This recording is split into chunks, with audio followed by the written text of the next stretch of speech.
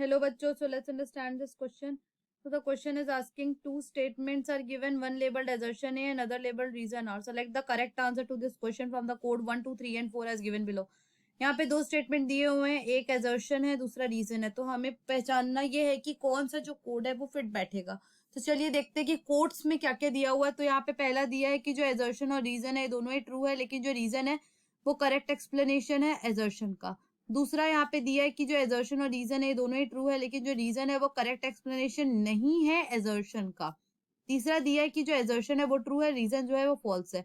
और फोर्थ यहाँ पे दिया है कि एजर्शन जो है वो फॉल्स है, लेकिन जो रीजन है वो ट्रू है.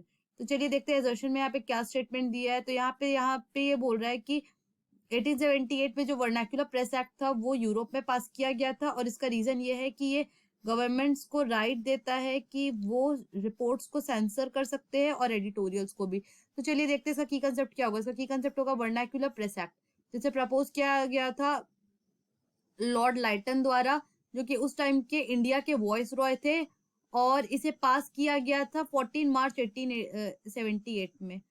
1878 में जब ये पास हुआ तो इसका एम क्या था. इसका एम ये था कि जो भी इंडियंस है और जो भी ब्रिटिश पॉलिसीज के खिलाफ लिख रहे हैं तो उनको रोका जाए. और ये किसको एक्सक्लूड करता था. ये एक्सक्लूड करता था इंग्लिश लैंग्वेज पब्लिकेशंस को.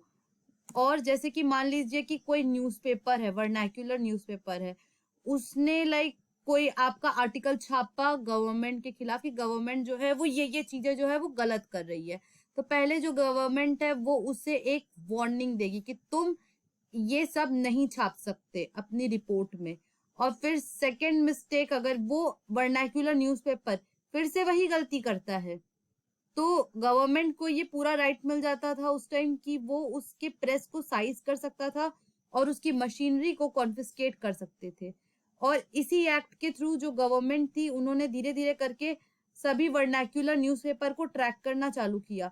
वर्नाक्युलर न्यूज़पेपर मतलब हो गया कि ऐसे न्यूज़पेपर जो अंग्रेजी भाषा को में नहीं लिखे गए हैं, जैसे कि तमिल हो गया, तेलुगु हो गया. तो चलिए अब हम स्टेटमेंट की ओर देखते हैं.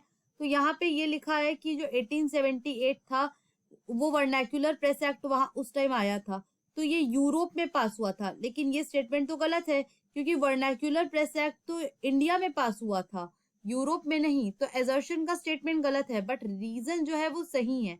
रीजन का स्टेटमेंट ये बिल्कुल सही दिया कि गवर्नमेंट के पास सारे राइट आ गए कि वो रिपोर्ट्स को सेंसर कर सकते थे और एडिटोरियल्स को भी. सो यहाँ पे कौन सा कोड सबसे फिट बैठेगा.